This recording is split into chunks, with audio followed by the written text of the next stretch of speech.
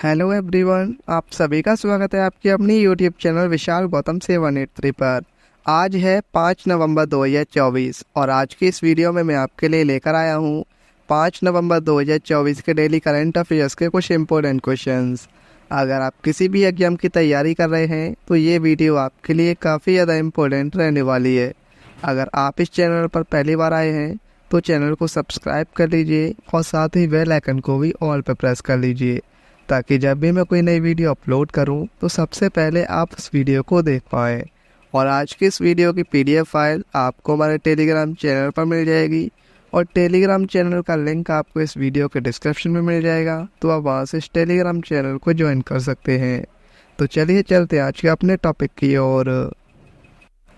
पिछली वीडियो में हमने जाना था NAFED के नए प्रबंध निदेशक और CEO कौन बने हैं। सही आंसर था इसका दीपक अग्रवाल। केंद्र सरकार ने किस वर्ष में जनगणना शुरू करने का फैसला किया है? 2025 में। भारतीय रिजर्व बैंक के किस गवर्नर को लगातार दूसरे वर्ष सेंट्रल बैंक रिपोर्ट कार्ड 2024 में A ग्रेड का पुरस्कार मिला है? शक्तिकांत दास को।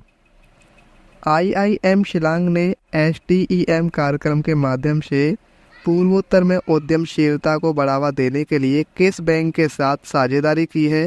भारतीय लघु उद्योग विकास बैंक के साथ। विश्व न्याय परियोजना के कानून के शासन सूचकांक 2023 में भारत किस स्थान पर है? 79वें स्थान पर। देखभाल और सहायता का अंतर्राष्ट्रीय दिवस 2024 कब मनाया गया है? 29 अक्टूबर को। रिलायंस इंडस्ट्रीज ने भारत में एक मजबूत AI बुनियादी ढांचा स्थापित करने के लिए किसके साथ सहयोग किया है? NVIDIA के साथ। अफगानिस्तान A ने अल अमराट क्रिकेट ग्राउंड पर किस टीम को 7 विकेट से हराकर ACC पुरुष T20 emerging team Asia cup 2024 जीता है? श्रीलंका A ने। भारतीय चुनाव आयोग ने आगामी झारखंड चुनाव के लिए किसे ब्रांड नेमिस्ट नियुक्त किया है?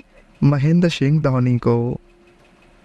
प्रधानमंत्री नरेंद्र मोदी और स्पेन के प्रधानमंत्री पेड्रो सांचेज ने C295 विमान के निर्माण के लिए टाटा एयरक्राफ्ट कॉम्प्लेक्स का उद्घाटन कहां पर किया है?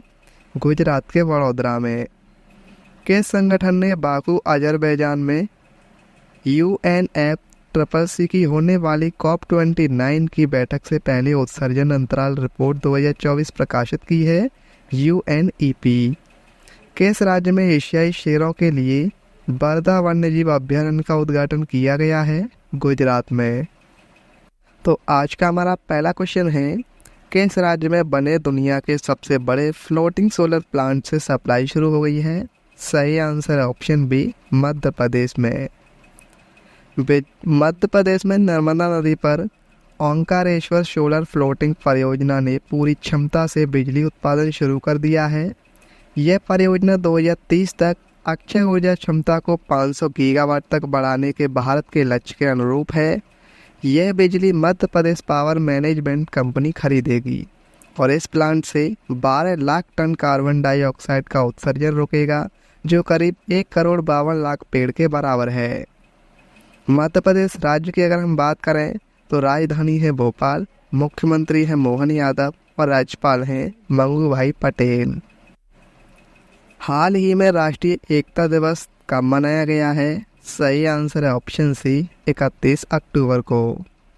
भारत में राष्ट्रीय एकता दिवस 31 अक्टूबर को मनाया जाता है और यह सरदार वल्लभ भाई पटेल की जयंती के उपलक्ष्य में मनाया जाता है। इसे भारत सरकार ने 2014 में शुरू किया था और इसी के साथ सरकार इस बार 2 साल के राष्ट्रव्यापी कार्यक्रम के साथ सरदार वल्लभ भाई पटेल की 150वीं जयंती मना रही है। सरदार वल्लभ भाई पटेल ने स्वतंत्र भारत के राष्ट्रीय एकीकरण में महत्वपूर्ण भूमिका निभाई है। अब बात करें सरदार वल्लभ भाई से जुड़े कुछ इम्पोर्टेंट प्रश्नों की। सरदार वल्लभ भाई पटेल की जयंती मनाने के लिए हर साल 31 अक्टूबर को कौन सा दिवस मनाया जाता है? राष्ट्रीय एकता दिवस। सरदार वल्लभ भाई पटेल की स्टैच्यू ऑफ यूनिटी किस नदी पर स्थित एक द्वीप पर है? नर्मदा नदी पर। किस आंदोलन के समय से वल्लभ भाई पटेल को सरदार की उपाधि दी गई थी? बारदोली आंदोलन। भारतीय राष्ट्रीय कांग्रेस के किस अधिवेशन की अध्यक्षता सरदार वल्लभ भाई पटेल ने की थी? कराची अधिवेशन 1931। वह कौन सी घटना थी जिसने सरदार वल्लभ भाई पटेल के जीवन को मौलिक रूप से बदल दिया और उन्हें राजनीति की ओर धकेल दिया? तो ये घटना थी गोधरा में महात्मा गांधी से मुलाकात वर्ष 1917। सरदार वल्लभ भाई पटेल ने 1947 से 1950 तक भारत के किस मंत्री के रूप में कार्य किया है? पहले उप प्रधानमंत्री और भारत के पहले गृह मंत्री। किसे भारत का एकीकरणकर्ता और भारत का लौह पुरुष भी कहा जाता है? सरदार वल्लभ भाई पटेल को। सरदार वल्लभ भाई पटेल राष्ट्रीय पुलिस अकादमी कहाँ स्थित है? हैदराबाद में। किस घटना का नेतृत्व सरदार वल्लभ भाई पटेल ने किया था? बारडोली सत्याग्रह। सरदार वल्लभ भाई पटेल अंतर्राष्ट्रीय हवाई अड्डा कहाँ पर स्थित है? अहमदाबाद में। कौन सा प्राणी उद्यान भारत का पहला भारतीय हरित भवन परिषद यानी IGBC प्रमाणन प्राप्त करने वाला पहला प्राणी उद्यान बनेगा? सही आंसर है ऑप्शन बी, दुर्गेश अरण्य प्राणी उद्यान। हिमाचल प्रदेश के कांगड़ा जिले के बनखंडी में बनने वाला दुर्गेश अरण्य प्राणी उद्यान भारत का पहला ऐसा चिड़ियाघर होगा जिसे इंडियन ग्रीन बिल्डिंग काउंसिल से प्रमाणन मिलेगा। इस प्रमाणन का मतलब है कि यह चिड़ियाघर सतत और पर्यावरण अनुकूल नवाचारों के लिए तैयार किया जाएगा। अंतर्राष्ट्रीय क्रिकेट परिषद यानी ICC भ्रष्टाचार निरोधक इकाई के नए अध्यक्ष कौन बने हैं? सही आंसर है ऑप्शन बी, श्रीमती धर्मवर्धने। अंतर्राष्ट्रीय क्रिकेट परिषद ने श्रीलंकाई कानूनी विशेषज्ञ श्रीमती धर्मवर्धने को अपनी भ्रष्टाचार निरोधक इकाई का नया स्वतंत्र अध्यक्ष नियुक्त किया है, जो 1 नवंबर 2024 से प्रभावी हुआ है। श्रीमती धर्मवर्धने ने सर रोनी फ्लैगन का स्थान लिया है, जिन्होंने 14 वर्षों तक इस पद पर कार्य किया है। अंतर्राष्ट्रीय क्रिकेट परिषद इसकी स्थापना 15 जून 1909 को हुई थी। मुख्यालय इसका दुबई में है और चेयरमैन है ग्रेग बार्कले। मत्स्य पालन, पशुपालन और डेयरी मंत्रालय ने पशु स्वास्थ्य सुरक्षा को मजबूत करने के लिए कितने मिलियन डॉलर की महामारी नदी परियोजना की शुरुआत की है? सही आंसर है ऑप्शन सी, 25 मिलियन डॉलर। अक्टूबर 2024 में मत्स्य पालन, पशुपालन और डेयरी मंत्रालय ने महामारी की तैयारी और प्रतिक्रिया के लिए भारत में पशु स्वास्थ्य सुरक्षा को मजबूत करने के लिए 25 मिलियन डॉलर की महामारी निधि परियोजना की शुरुआत की है। यह एक व्यापक दस्तावेज है जो पशु चिकित्सा देखभाल के लिए सर्वोत्तम विधियों को रेखांकित करता है। इसका मुख्य उद्देश्य पशुधन के समग्र स्वास्थ्य और उत्पादकता में सुधार करना और रोगाणुरोधी प्रतिरोध के लिए राष्ट्रीय कार्य योजना का समर्थन करना है। राष्ट्रीय आपदा प्रबंधन प्राधिकरण का 20वां स्थापना दिवस कब मनाया गया है? सही आंसर है ऑप्शन सी, 28 अक्टूबर को। 28 अक्टूबर 2024 को राष्ट्रीय आपदा प्रबंधन प्राधिकरण का 20वां स्थापना दिवस मनाया गया है और इस वर्ष का विषय है व्यवहार परिवर्तन के लिए जागरूकता के माध्यम से आपदा जोखिम को कम करने के लिए समुदायों को सशक्त बनाना। भारत के सभी समय के टेस्ट विकेट लेने वालों में रविंद्र जडेजा किस स्थान पर पहुंच गए हैं? सही आंसर है ऑप्शन ए, 5वें स्थान पर। रविंद्र जडेजा ने टेस्ट क्रिकेट में भारत के लिए एक महत्वपूर्ण मील का पत्थर हासिल करते हुए भारत के सभी समय के टेस्ट विकेट लेने वालों में 5वें स्थान पर पहुंच गए हैं और रविंद्र जडेजा ने ईशांत शर्मा को पीछे छोड़ते हुए यह स्थान हासिल किया है। नवंबर 2024 में गंगा उत्सव 2024 कहाँ मनाया जाएगा? सही आंसर है ऑप्शन बी, हरिद्वार में। गंगा उत्सव 2024 का आयोजन राष्ट्रीय स्वच्छ गंगा मिशन की ओर से 4 नवंबर को हासिल के चंडी घाट पर किया गया। हर वर्ष इस कार्यक्रम का आयोजन गंगा नदी को राष्ट्रीय नदी घोषित किए जाने की वर्षगांठ के उपलक्ष्य में किया जाता है और इस उत्सव का मुख्य उद्देश्य है गंगा नदी के संरक्षण को बढ़ावा देना, इसकी सांस्कृतिक और आध्यात्मिक महत्ता को उजागर करना और उच्च स्वच्छता के प्रति जन जागरूक बढ़ाना। किस देश ने inter continental ballistic missile Hwasong 19 का सफल परीक्षण किया है? सही आंसर है ऑप्शन बी, उत्तर कोरिया। उत्तर कोरिया ने एक नए इंटरकॉन्टिनेंटल बैलिस्टिक मिसाइल हवासोंग 19 का सफल परीक्षण किया है। यह मिसाइल उत्तर कोरिया द्वारा विकसित अब तक की सबसे लंबी दूरी की बैलिस्टिक मिसाइल है और यह एक ठोस ईंधन वाली ICBM है। उत्तर कोरिया की राजधानी प्योंगयांग है और मुद्रा है उत्तर कोरियाई वॉन। अब बात करें साइंस करंट अफेयर्स 2024 की, तो किस देश में दुनिया का पहला 6G डिवाइस लॉन्च हुआ है? जापान में। भारत के किस सूर्य मिशन 5 ने हेलो ऑर्बिट का पहला चक्कर किया है? आदित्य L1 ने। भारत और कौन सा देश पृथ्वी के तापमान की निगरानी करने के लिए उपग्रह तृष्णा लॉन्च करेंगे? फ्रांस। शांतिपूर्ण चंद्र अन्वेषण के लिए नासा के आर्टेमिस समझौते पर हस्ताक्षर करने वाला 41वां और 42वां देश कौन सा बना है? पेरू और स्लोवाकिया। 2 महीने तक पृथ्वी की परिक्रमा करने वाले नए चांद को वैज्ञानिक ने क्या नाम दिया है? 2024 PT5।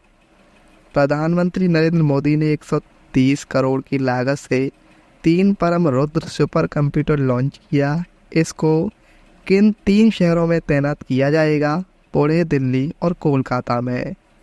केंद्र सरकार ने चंद्रयान 4 मिशन को मंजूरी दी है। इसे किस वर्ष तक लॉन्च किया जाएगा?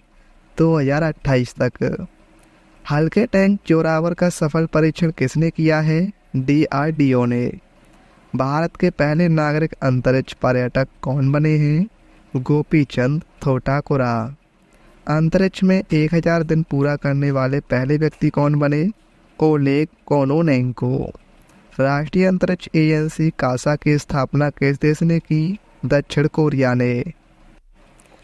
केंद्रीय मंत्री पीयूष गोयल ने किस देश में one district for one product Paul का उद्घाटन किया है? सही आंसर है ऑप्शन सी, सऊदी अरब के रियाद में। केंद्रीय मंत्री पीयूष गोयल ने रियाद स्थित भारतीय दूतावास में one district one product wall का उद्घाटन किया है, जिसका उद्देश्य वैश्विक मंचों पर स्थानीय उत्पादों को बढ़ावा देकर भारतीय जिलों को मेड इन इंडिया हब में बदलना है। 29 अक्टूबर 2024 को धनतेरस के अवसर पर RBI ने बैंक ऑफ इंग्लैंड से भारत के सुरक्षित भंडारण स्थलों में कितने टन सोना मंगवाया है? सही आंसर है ऑप्शन बी, 102 टन। 29 अक्टूबर 2024 को धनतेरस के अवसर पर भारतीय रिजर्व बैंक ने बैंक ऑफ इंग्लैंड से भारत के सुरक्षित भंडारण स्थलों में 102 टन सोने के परिवहन की जानकारी दी है। इस हस्तांतरण का उद्देश्य भारत के सोने के भंडार को सुदृढ़ करना और वैश्विक भू राजनीतिक तनाव के बीच देश की वित्तीय संपत्तियों की सुरक्षा सुनिश्चित करना था। और भारतीय रिजर्व बैंक की अगर हम बात करें तो ये RBI भारत का केंद्रीय बैंक और नियामक निकाय है जो भारतीय बैंकिंग प्रणाली के नियमन के लिए जिम्मेदार है। मुख्यालय इसका मुंबई में है। स्थापना हुई थी 1 अप्रैल 1935 को।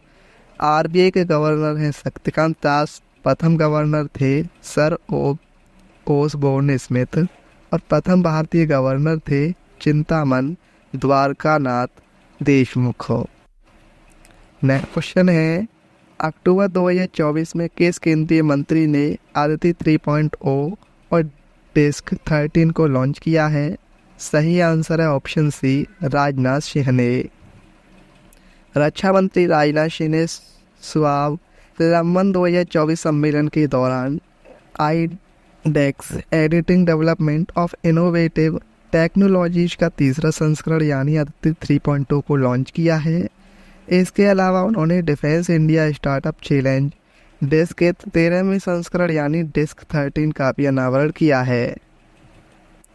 नौसेना नवाचार और स्वदेशीकरण संगठन ने नई दिल्ली के भारत मंडपम में स्वावलंबन 2024 सम्मेलन का आयोजन कराया गया है और इस आयोजनों का उद्देश्य स्वदेशी डिफेंस तकनीकों और सेनाओं की कार्रवाई की क्षमता को बेहतर और एडवांस्ड बनाना है। बात करें अब स्टैटिक जीके की। असम में आयोजित होने वाला अम्बुबाची मेला किसको समर्पित है? सही आंसर है देवी कामाख्या। ईरानी कप का संबंध किस खेल से है? क्रिकेट से। इंडिया स्ट्रगल फॉर इंडिपेंडेंस पुस्तक के लेखक कौन है? बिपिन चंद्र। रेमन मैग्सेसे पुरस्कार की स्थापना किस वर्ष की गई थी? 1957 में। पानी के द्वितीय युद्ध की शुरुआत किसके शासनकाल में हुई थी? अकबर के शासनकाल में। जनगण मन पहली बार 1911 में कांग्रेस के किस अधिवेशन में गाया गया था? कलकत्ता। भारतीय संविधान में समवर्ती सूची की अवधारणा कहाँ से ली गई है? ऑस्ट्रेलिया के संविधान से।